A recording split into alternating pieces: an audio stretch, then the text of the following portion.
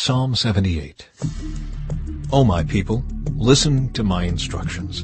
Open your ears to what I am saying, for I will speak to you in a parable. I will teach you hidden lessons from our past, stories we have heard and known, stories our ancestors handed down to us. We will not hide these truths from our children. We will tell the next generation about the glorious deeds of the Lord, about his power and his mighty wonders. For he issued his laws to Jacob. He gave his instructions to Israel. He commanded our ancestors to teach them to their children, so the next generation might know them, even the children not yet born, and they in turn will teach their own children. So each generation should set its hope anew on God, not forgetting his glorious miracles and obeying his commands. Then they will not be like their ancestors, stubborn, rebellious, and unfaithful, refusing to give their hearts to God. The warriors of Ephraim, though armed with bows, turned their backs and fled on the day of battle. They did not keep God's covenant and refused to live by his instructions. They forgot what he had done, the great wonders he had shown them, the miracles he did for their ancestors on the plain of Zoan in the land of Egypt. For he divided the sea and led them through, making the waters stand up like walls. In the daytime he led them by a cloud, and all night by a pillar of fire. He split open the rocks in the wilderness to give them water, as from a gushing spring. He made streams pour from the rock, making the waters flow down like a river. Yet they kept on sinning against him, rebelling against the Most High in the desert. They stubbornly tested God in their hearts, demanding the foods they craved. They even spoke against God himself, saying, God can't give us food in the wilderness. Yes, he can strike a rock so water gushes out, but he can't give his people bread and meat. When the Lord heard them, he was furious. The fire of his wrath burned against Jacob. Yes, his anger rose against Israel, for they did not believe God or trust him to care for them. But he commanded the skies to open. He opened the doors of heaven. He rained down manna for them to eat. He gave them bread from heaven. They ate the food of angels. God gave them all they could hold. He released the east wind in the heavens and guided the south wind by his mighty power. He rained down meat as thick as dust, birds as plentiful as the sand on the seashore. He caused the birds to fall within their camp and all around their tents. The people ate their fill. He gave them what they craved.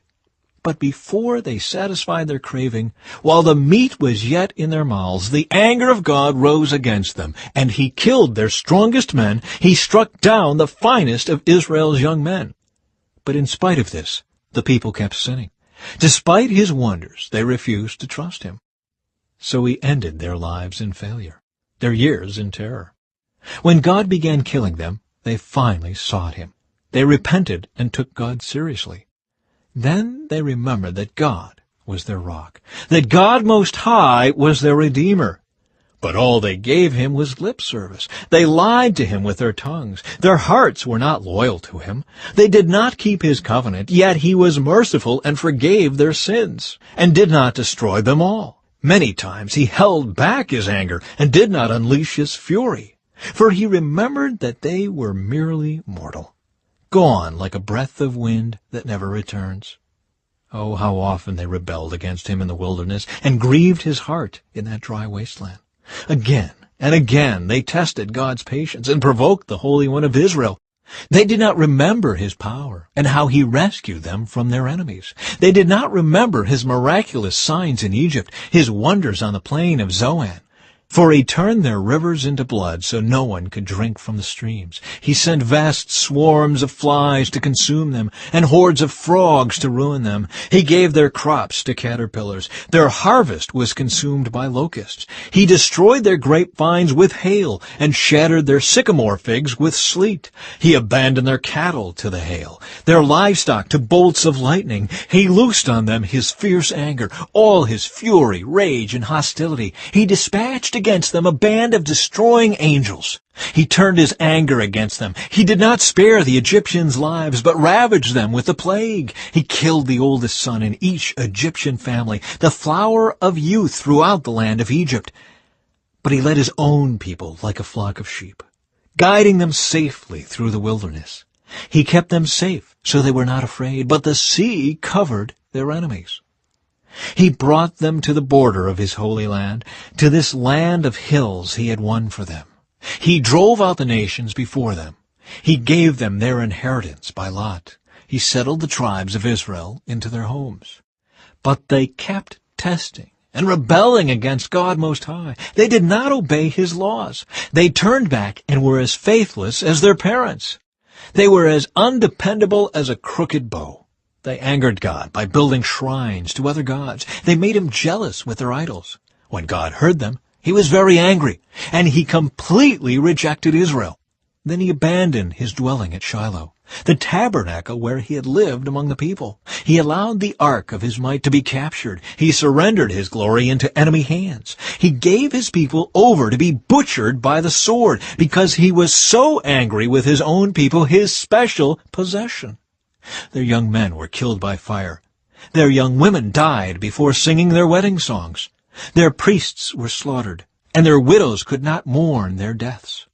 Then the Lord rose up as though waking from sleep, like a warrior aroused from a drunken stupor. He routed His enemies and sent them to eternal shame, but He rejected Joseph's descendants. He did not choose the tribe of Ephraim. He chose instead the tribe of Judah and Mount Zion, which He loved. There He built His sanctuary, as high as the heavens, as solid and enduring as the earth. He chose His servant David, calling him from the sheep pens. He took David from tending the ewes and lambs, and made him the shepherd of Jacob's descendants, God's own people, Israel. He cared for them with a true heart, and led them with skillful hands.